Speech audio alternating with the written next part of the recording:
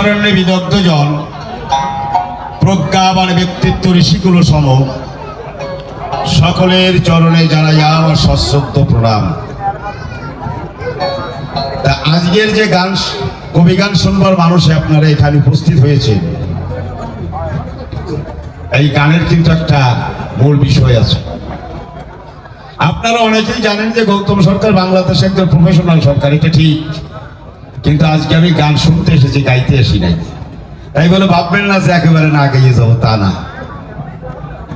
আজকে যে এই গানটা জন্য এসেছেন, যার মানসিকতা অনেকেই আপনারা চেনেন, অনেকেই চেনেন না, সে নরোত্তম গোস্বামীর আশীর্বাদ পুষ্ট, যিনি মণিমোহন বল্লভ। কবি গানটা যদিও সে কখনো গায় নাই, কিছুদিন মাত্র তোমার কাছে ছিল, আপনার আশীর্বাদ করবেন যে তার জীবনের প্রথম যে কবি গান, তারই গুরুদেবের আশ্রম থেকে আজকে শুরু হচ্ছে। কারণ যে জায়গাটা আমরা দাঁড়িয়ে আছি, এটা শ্রী শ্রী নরোত্তম ব্রজবাসী গোস্বামীর আশ্রম। যদি আমরা কমলাপুরে যাই, সেটা হলো পতিত পবনের আশ্রম, হিসাব রাখতে হবে।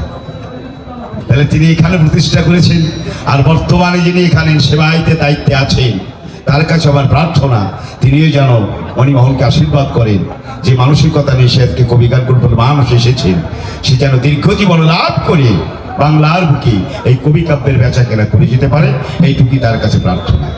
আপনারা যদি বলেন যে আলোচ্য বিষয়বস্তু কি হবে, সেটা আজকে হবে না।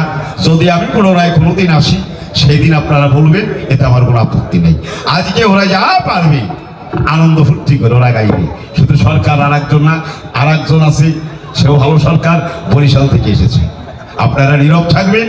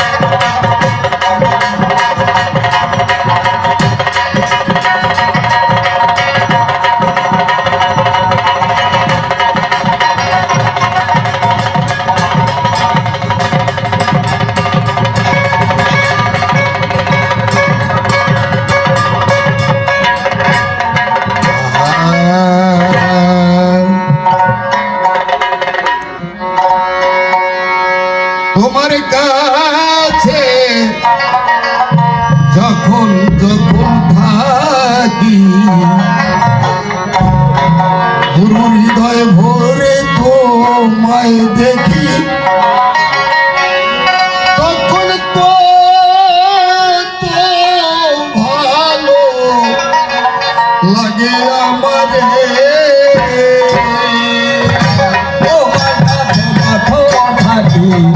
হৃদয় ধরে তোমায় ডাকি, কত ভালো লাগে আমার, তোমার কাছে কত থাকি, হৃদয় ধরে তোমায় ডাকি, কত ভালো লাগে আমার। ও তোমার সুন্দর ভবন কর সশ্রবণ, সুন্দর ভবন কর সশ্রবণ, মধুর চিরণ সঞ্চারে জীবন তোমার সুন্দর ভুবন, সুন্দর তোমারে। তোমার কাছে যখন থাকি, হৃদয় ভরে তোমায় ডাকি, ভালো লাগে আমারে। ও দয়া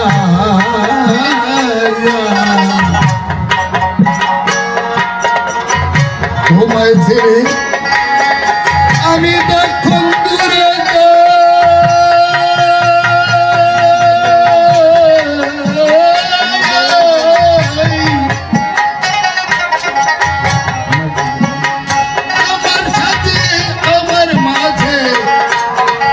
বড় লজ্জা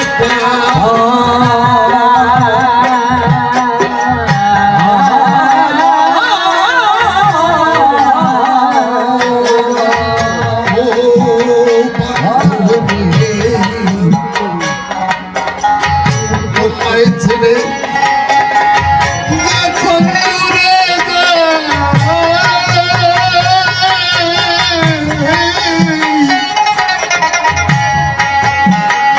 আমার সাথে আমার মাঝে বড় লজ্জা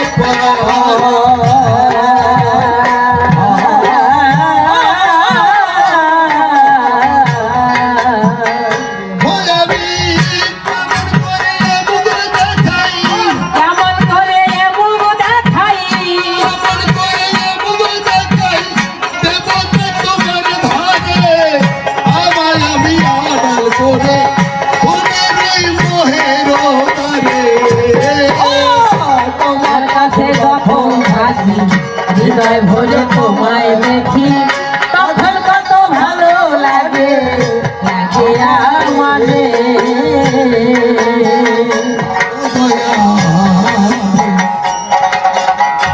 চাই না যখন তোমার দিকে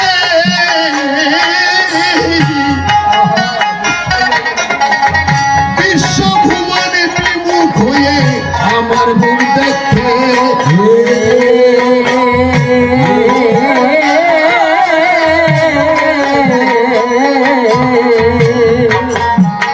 নরোত্তম চাই না যখন তোমার দিকে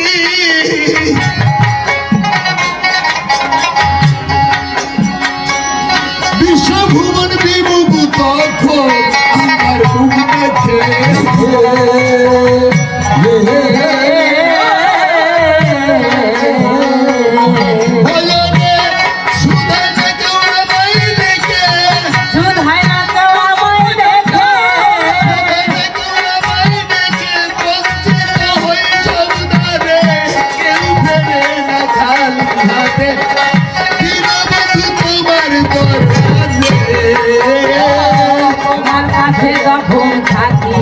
হৃদয় ভরে তোমায় দেখি তখন কত ভালো লাগে লাগে আমারে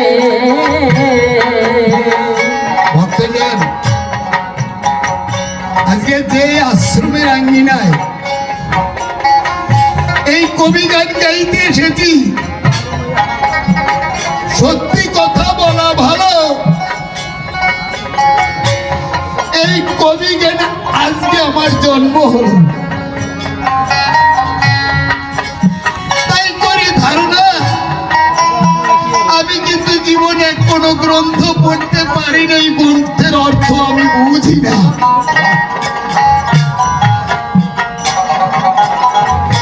এই নরোত্তম ব্রজবাসী যেভাবে আশ্রমে গিয়েছিলেন ভান্ডারের পাড়ের গায়ে ওনার জন্ম রয় ওনার পিতা সদানন্দ মাতা যামিনী দেব বলে পরিচয় ওনারা 5 ভাই রয় কথা খুব মিথ্যা নয় যজ্ঞেশ্বর তরুণী ললিত এবং নরা পঞ্চবতে তরুণী নামে রয়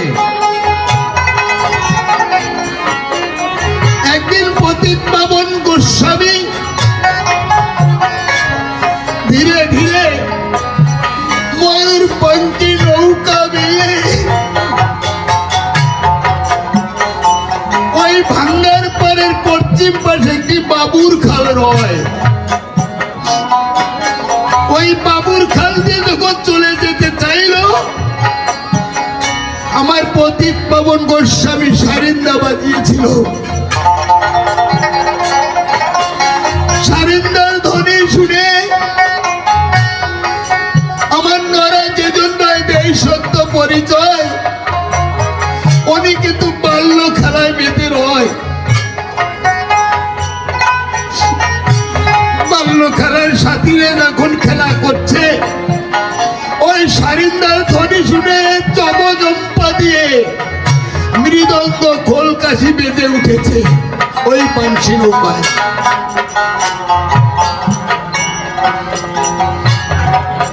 খেলার সাথীদের ডেকে বলে, ও সাথী কখন তোমরা আমার কথা হবে, আমার পারের মাঝে চলে যায়, তোমরা আমাকে একটি বার বিদায় দেবে।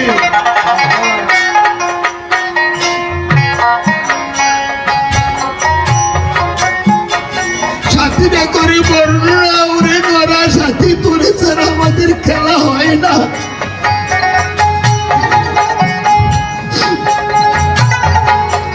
বৃন্দাবনের খেলা গোচরণে যখন খেলা করতেন শ্রীকৃষ্ণ বৈশ্য বসুধায়, একমাত্র বন্ধুর চাইতে বড় প্রেম, বড় ভালোবাসায় পৃথিবীতে কভু নাই হয়।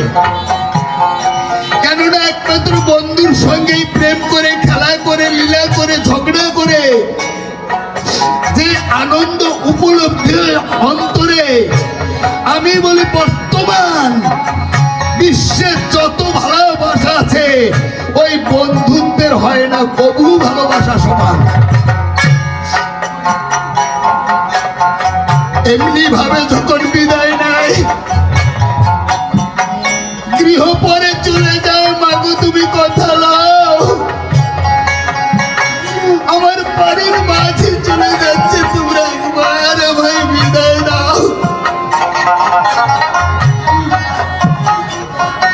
মাতা পিতা করে বর্ণনা, ওনারে সন্তানের বেদনা তুই জানিস নাই, জগতের সকল মাতা সব কিছু ধৈর্য সহ্য করতে পারে, আমি করি বিদ্যমান, কিন্তু কোনো ভালোবাসা হয় না কিন্তু সন্তানের সমান। নরা ডেকে কয়, ও মা তুমি আমার কথা লাও, এই জগৎ থেকে সকলেরই ওই বৈতরণীর খেলা ঘাটে গিয়ে একদিন দাঁড়াতে হবে। ওই বৈতরণীর খেলা ঘাটে যেদিন দাঁড়াবে সেদিন পড়ি যাইবে মাগো। তাই করে বর্ণনা, তোমরা আমাকে বিদায় দিও না, একবার বৈতরণীর খাওয়া কাঠের মাঝির কাছে আমায় যেতে দাও।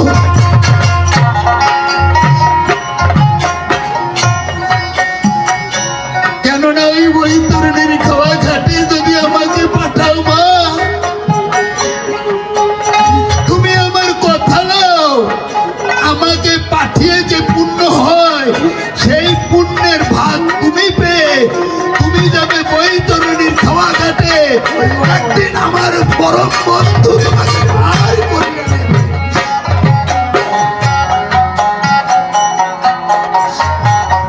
তাই তো কবি বলেছে, ও রে তুমি দয়াল কান্দারি হও যা,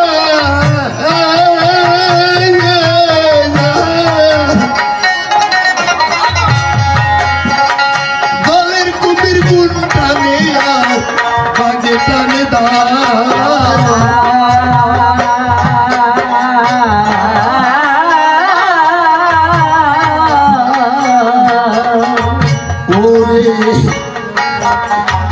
তুমি বন্ধু কন্যারি হও যা,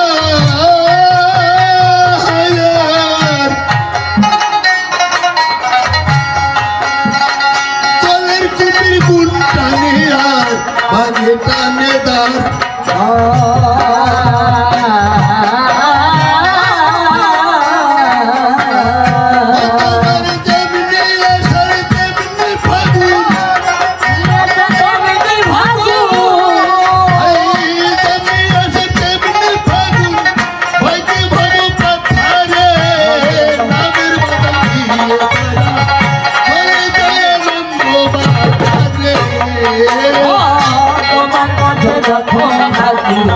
হৃদয় ভরে তোমায় ডাকি, তখন কত ভালো লাগে, লাগে আমার।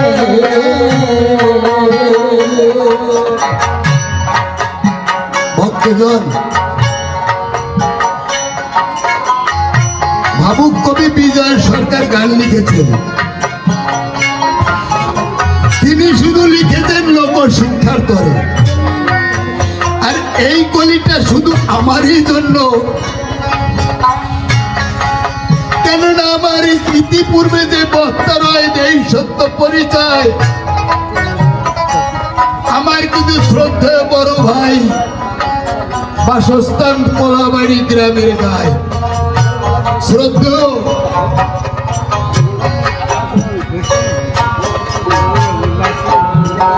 বাবু বিমল সরকার হয়। উনি একটু আগে একটি কথা বলেছেন, এই গানটি শুধু আমার জন্য লিখেছেন। উনি আমার জন্য কেন বলেছেন?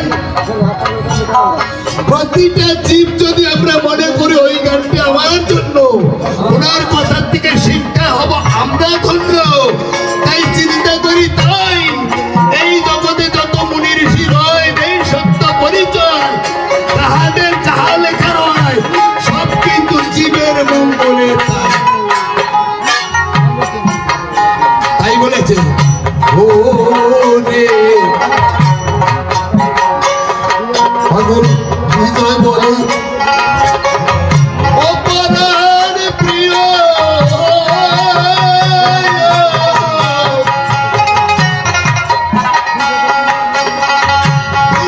চলে যাই যদি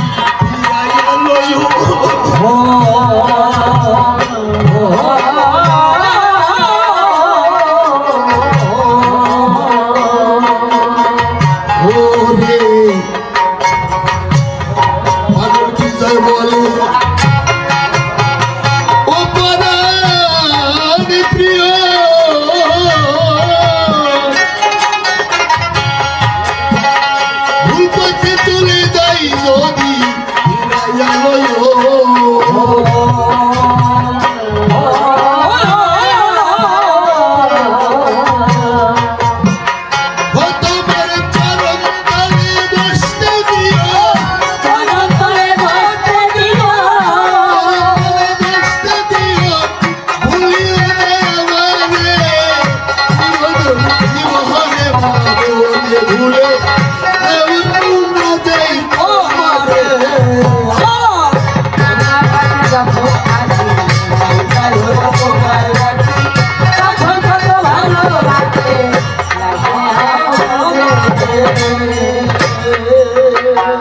প্রথমে বন্ধি আমার মাতা পিতার চরণ, আমার জন্মদাতা গর্ভধারিণী সাক্ষাৎ ভগবান, যাদের কৃপায় এসেছি ধরায়, ওগো মাতা পিতা কৃপা করে রেখো আমায় তোমাদের চরণ সেবার ধারে, এ বিনতি তব রাঙা পায়। আমার দীক্ষা শিক্ষা গুরু যিনি শ্রী শ্রী নরোত্তম ব্রজবাসী গোস্বামী গুণমণি, স্বভক্তিতে করি নিবেদন। গুরু তুমি দয়ার সাগর, আছে মহিমা করুণা অসীম অপার, শ্রীচরণে থাকে যেন মন। মম লাটেঙ্গা আশ্রমের প্রধান, মণি পাগল প্রেমের মহাজন, পাগল তোমাকে নিবেদন করে তোমার রাঙ্গা পায়। তোমার কৃপা হলে পরে বাধা বিঘ্ন যায় দূরে, আমার আমিত্ব জানো নাহি রয়। আমার কবিগুরু গৌতম সরকার শ্রীচরণে নিবেদন আমার, গুরু তুমি আমার কথা নিও, তুমি মম ত্রুটি মার্জনা করে থেকে আমার হৃদ বাজারে তুমি এসে এই আসরে তোমার মধুর কাব্য তুমি আমার কাছে থেকে বলে দিও। এবে বন্ধি ভক্তের পায় কিঞ্চিত কৃপা করবেন আমায়, যাতে হতে পারে কবি গান আপনার আপনাদের কৃপা হলে পরে পঙ্গুগিরি লঙ্ঘিতে পারে, বোবার মুখে ফোটে মধুর বচন। এবে বন্ধি পরমেশ, যার গুণ বর্ণিতে সে বেদে নাই পারে, শরণ নিলে যার পায় বাধা বিঘ্ন দূরে যায়, বারে বারে প্রণাম করি তারে। যাক, বন্ধনা শেষ করি ক্ষান্ত আলোচনা। আজকের যে বৃত্তান্ত অত্যন্ত নিতান্ত করিতে প্রকাশ, মনে আসে ভাবো কিছু আলোচনা জানতে করতে গিয়া কিছু উত্তর বা কিছু জিজ্ঞাসার প্রাপ্তি আশা রয়, তা একটু গুরুদেবের কাছে জানতে পাবো। বাবু, সত্যি কথা বলা আমার কিন্তু আজকেই জন্ম হলো। যদি আমি একটা কথা বলি, ওমা যদি গান মনে করেন বসে যাওয়া উচিত, বলবেন, আমি বসে যাব। এসেছি কেন আপনাদের দ্বারে? আমার ভুল সংশোধনের জন্য এসেছি। আপনারা সকলে আমার পিতৃ মাতৃতুল্য হন। বাবা মায়ের কাছে তো ছেলে পেলে অন্যায় অপরাধ করে, সেই জন্য এসেছি আপনাদের ধারে। তাই কোনো ত্রুটি বিচ্যুতি হলে আমাকে বলবেন বিশ্ববসুধায়, আমি আমার মতো আলোচনা বন্ধ করে বসে যাব ওই সবার গায়ে। যাই হোক,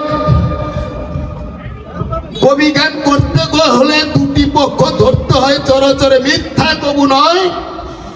এই কবি গানে তর্ক বিতর্ক যুক্তি উক্তির পরে সত্য কথা বলে আপনাদের দ্বারা ধর্মতত্ত্বের মধুর রস পাওয়া যায়। বাবা, প্রথমে যুক্তি, পরে বাস্তবতা, পরে ধর্ম। ধর্ম হচ্ছে 3 নম্বরে রয়। আজকের আসরে দুজন পক্ষ ধরে আলোচনা হবে, রাজেন পাগলের ধারে এবং বিপক্ষে আমি নকুল দত্তের ছায়া ভূমিকায়। বাবা, নকুল দত্তের ভূমিকার পরে কথা বলতে হলে চরাচরে কিঞ্চিত দক্ষতা, সক্ষতা, ভক্তি, প্রেম, ভক্তি, শক্তি দেহের মধ্যে উদয় হতে হয়। তাই করি বর্ণনা, আমার দেহের তলা কিন্তু ঠিক না। কথাটি বলা ভালো, যার তলা ভালো তার গলা ভালো। এবারে আমরা যাব ভূমিকায়। আমার বাড়ি, আমার জাগতিক নাম মণিমোহন বল্লভ রয়। আসলে কথাটা বলি বরাবরই, আমি কিন্তু করি নেই কোনো কবি গানের সরকারি। আমি ফল বিক্রি করি বিশ্ববসুধায়। আমার বাড়িটি কলাবাড়ি গ্রামের গায়ে রয়। পরিবর্ণনা, কালীগঞ্জ বাজার আমার একটি দোকান আছে, কথা মিথ্যা না। যদি কারো যাওয়া থাকে কালীগঞ্জের গায়ে, ওই ব্রিজের এক পাশে, পশ্চিম পাশে আমি বলি আপনাদের সকাশে আমার একটি ফলের দোকান রয়। সেই আমার জাগতিক নাম দিয়ে ছেড়ে যাব। এবার আমি ভূমিকার পরে আমি কল্পনাতে ছায়া রূপে নকুল দত্তের ভূমিকায়। আমার বাড়িটা রয় বাবা বরিশালে। আমার কিন্তু দাদা বলে ডাকি ওই রাজেন পাগল দাদারে। মূলত কিন্তু আমার সতীর্থ হয় বাবা। সতীর্থ যাকে কয় দেই সত্য পরিচয়, আঞ্চলিক ভাষায় কিন্তু গুরু এই বলে ডাকে, মিথ্যা নয়। বিশদ বর্ণনা দেওয়া যাবে না, কারণ আমার গুরুদেব যেজনা এপার বাংলা ওপার বাংলার চারণ কবি গৌতম সরকার রয়। তার জন্য একটু শর্টকাটে প্রশ্ন করে আমার মতো আমি যাব শুনে। দাদা আর আমি দুজনে কখনো একসাথে কখনো বিভক্ত হয়ে কবি গান গেয়ে বেড়াই ভাই। এই কবি গান গাইতে গাইতে দাদা কিন্তু হরি আচার্যের কাছে, আমিও হরি আচার্যের কাছে দীক্ষা শিক্ষা গ্রহণ করি ভাই। এদিকে দাদা কি করলেন, কখনো হরিচাঁদের কাছে যায়, কখনো কালী ভক্ত হয়, ইত্যাকারে উনি বিভিন্ন জায়গায় যায়। আবার দাদাকে বলা হয় রাজেন পাগল। দাদাকে একদিন ডেকে বললাম, দাদা তুমি আমার কথা লবা, আমার দু একটি কথার জবাব দেবা। এই যে তুমি যে এইভাবে দীক্ষাকে নিয়ে বেড়াচ্ছ, আমি তোমার কাছে বলিও তো, আমাকে উত্তর দেওয়া চাই। দাদারে করি বর্ণনা, দাদা তুমি আমার কথা লও, এই গুরু দীক্ষাকে নিলে পরে কি হয়, এই কথার একটি সঠিক জবাব দাও। প্রথম প্রশ্ন ধরলাম টানি, দ্বিতীয় প্রশ্নে যাব অদ্য আমি, শুনবেন ভক্তগণ। প্রফেসর দাদার বরাবরই ওনার যে স্কুল বা কলেজে গেছে ছাত্র রয়, পেশার কোন ছাত্র বেশি পায় কি, কমলাপুরে পতিত পাবন সেবাশ্রম রয়। বাবা এই পতিত পাবনের কথা বলতে গেলে কত কথা ভাসে হিত মন্দিরে, তবু একটু বলে যায়। কি বলে, হরিচাঁদ ঠাকুরকে পূর্ণ ব্রহ্ম বলা হয়। বাবা আমাদের কাছে বলেন দেখি, পতিত পাবনের দুইজন পত্নী, তাকে কি বলা হয় এবং তার মধ্যে কি করে অত ব্রহ্মত্ব আসলো তার হৃদয়ের ভিতরে, এই কথা একটু জানাবার ইচ্ছা হয়। শর্ট প্রশ্ন, মারাত্মক না। তবে বাবা কথা বলো, আমি যে ভাই চয়েসফুল শর্ট প্রশ্ন দিয়ে গেলাম, তোমারে করি নিবেদন, তুমি ভালো করে করিবে বিশ্লেষণ, যাতে ভক্তরা আনন্দ পায়। এবারে করি বর্ণনা। ওই পতিত পাবন ছিলেন দুজনা, আমি কিন্তু উপস্থিত হয়েছি আশ্রমের গায়ে। কথাটি বলা ভালো, তখন কিন্তু পতিত পাবন বিদেহী রূপে অবতীর্ণ ছিল, যাকে বলে ওই সশরীরে নাই আশ্রমের দায়। এমত অবস্থায় আমি শ্রী শ্রী পতিত নরোত্তম ব্রজবাসী গোস্বামী যে জানার হয়, গিয়ে প্রণাম করি তার পায়। প্রণাম করে উঠতে যাই, নরোত্তম ব্রজবাসী তাকিয়ে রয়, কিরে বাবা তুই আমাকে হঠাৎ প্রণাম করলি কেন? আমি করি বর্ণনা, গোসাই তুমি জানো না, আমি ঘুরে ঘুরে কবি গান গাই। কবি গান গাইতে গেলে পরে বিভিন্ন লোকের সাথে সঙ্গ হয় বিচারে, কিন্তু তোমার মতোই শাখা সুদূর পরে পুরুষ হয়ে নারীর রূপ ধারণ করে এমন দৃশ্য আমি আর দেখি নাই। তো এখন আমি জানতে চাইলাম নরোত্তম গোসাই ঠাই, গোসাই তুমি আমায় বলো দেখি, এই শাখা সুদূর পড়লে তাড়াতাড়ি ভগবান পাওয়া যায় নাকি?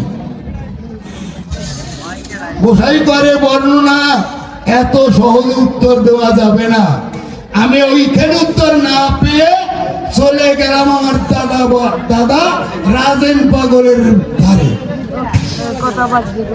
দাদাকে কি বলেন, দাদা কথা বলবা, আমি নতুন এক দৃশ্য দেখে এসেছি, এই দৃশ্যের বিস্তারিত একটি জবাব দেবা। কি,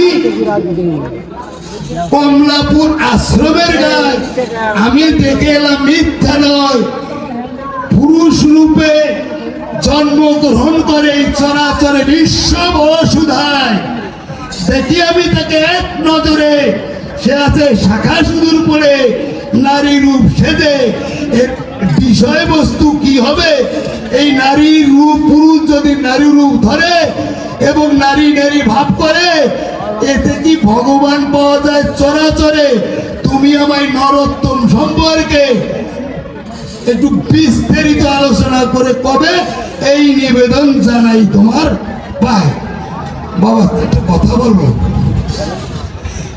আচ্ছা যদি একজনে বলে কি নেবা, বলেন ভাঙার পা নেবো, লাটেঙ্গা নেবো, মুখার বাড়ি নেবো, এরম নীতি নীতি নীতি নিতে তাই কি করলো, ১৭টা গ্রামের নাম করে সেটাই উপজেলা চাইলো, সেটাই জেলার থেকে যত গ্রাম আছে সেই নাম চাইলো। ঈদ থেকে চাওয়ার দরকার নেই, যদি তার রাজধানীটা আমি চাই সঙ্গে হয় না। এরপরে যদি কেউ বাংলাদেশটা চাই, তাহলে কি এতগুলো কথা বলা লাগে? তাই তুমি কোনো কথা নেওয়া, আমি এক কথায় প্রশ্ন করেছি তোমার গোচরে, তুমি শুধাবে ভালো করে, তোমার কাছে কিন্তু বিশ্ব চাই।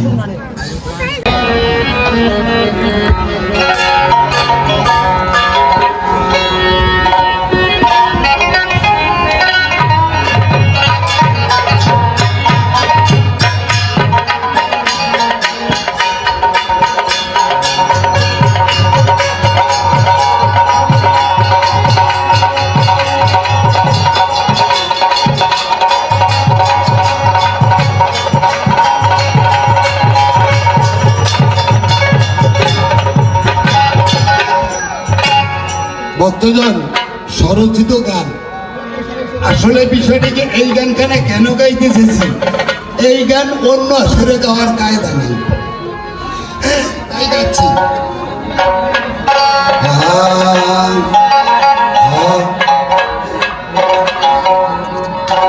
ভক্তি শূন্য দেহ নিয়ে কাঁদি, আমি কারবা কাছে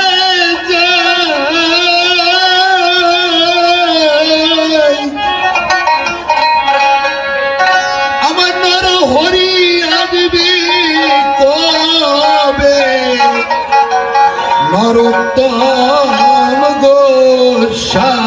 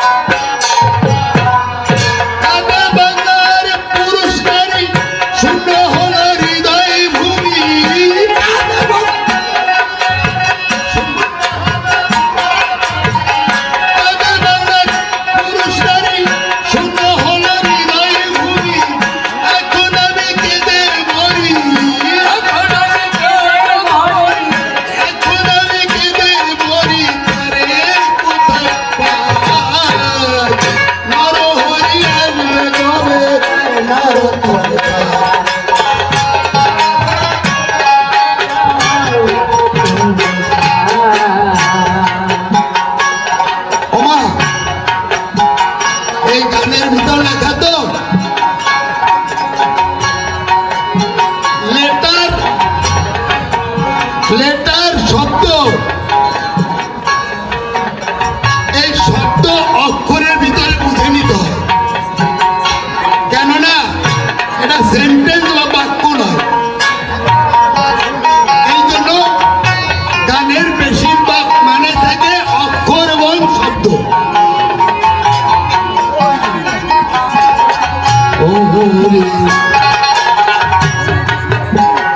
কোটালি পাড়া ভাঙার পারে কমলাপুরে ধান,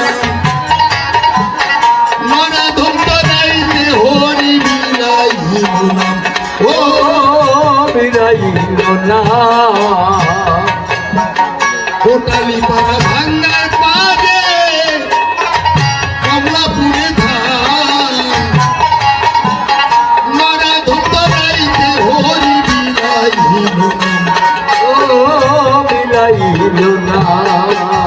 তারি অনুগত যারা, তারি অনুগত যারা, যুগান্তরের বেলা তারা, তারি অনুগত যারা,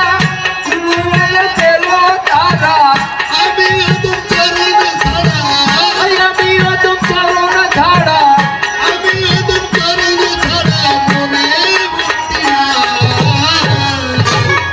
হরি আসবে কবে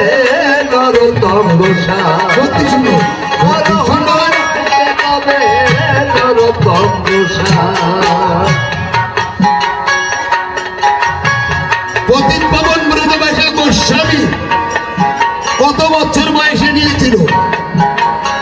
আর অতীত পাবন দয়াল হরি হয়ে গুরুধন, যোগ বলে সে জানতে পারে কোথায় নরোত্তম। ও কোথায় নরোত্তম, অতীত পাবন দয়াল হরি হয়ে গুরুধন,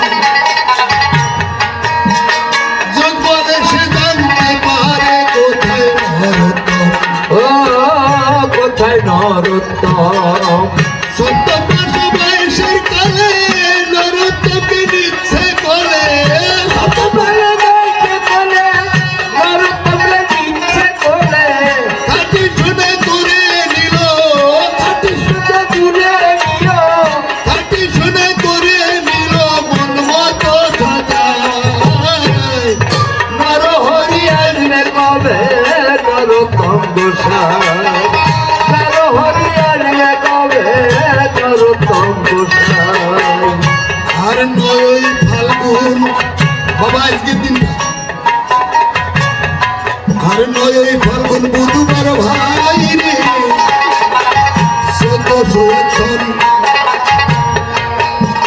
স্বদেশেতে করলেন যাত্রা গোসাই নরোত্তম। ও গোসাই নরোত্তম, নয় ফাল্গুন বুধবার ভাই রে,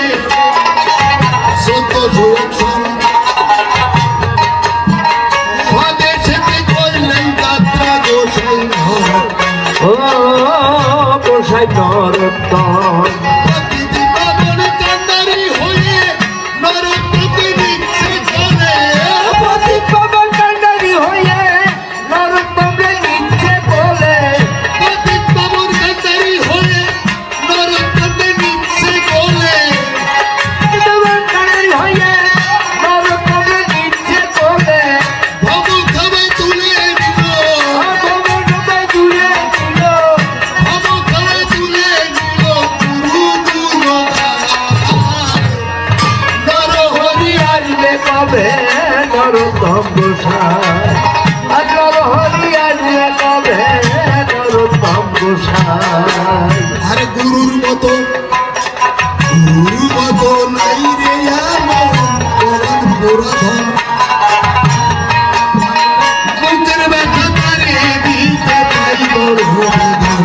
ও পাই বড় গুরু, গুরুর মতো নাই রে আমার পরাণ পুরাধন, বুকের ব্যথা তারে দিতে পাই বড় বেদন। ও পাই বড় বেদন, সাধন বাদক শূন্য দেহ যুগল পদে জায়গা দিও, সাদর বদন শূন্য দেহ সুন্দর বলে জায়গা দিও, সাধন বাদক শূন্য দেহ যুগল পদে জায়গা দিও, মধু পরাগ প্রিয়, আর বলি বলে পরাণ প্রিয়, মধু বলে পরাগ প্রিয় আমাকে দাদা। নরহরি আসবে কবে নরোত্তম গোসাই, নরহরি আসবে কবে নরোত্তম গোসাই। কয়েকটি প্রশ্ন মাঠে দিয়ে গেলাম ঠাই, তুমি আমার রাজের দাদা উত্তর দেবেন ভাই। এই আসরে কত কথা বলিয়াছি আমি, তুমি বিপদ হলে তো আমার আবার করবে অন্তর যাবি। শুনো শুনো ও গো দাদা আমি তোমাকে জানাই, আমার প্রশ্নে ভুল হইলে তুমি ঠিক করিও তাই। আমি তো তোমার ছোট ভাই দাদা করি নিবেদন, আমার ভুল হইলে তোমার কাছে মহাজন। আমি যদি ভুল করি দাদা আমার কথা নিও, করো জোড়ো করলে তুমি ক্ষমা করে দিও। তোমার যদি ভুল হয় দাদা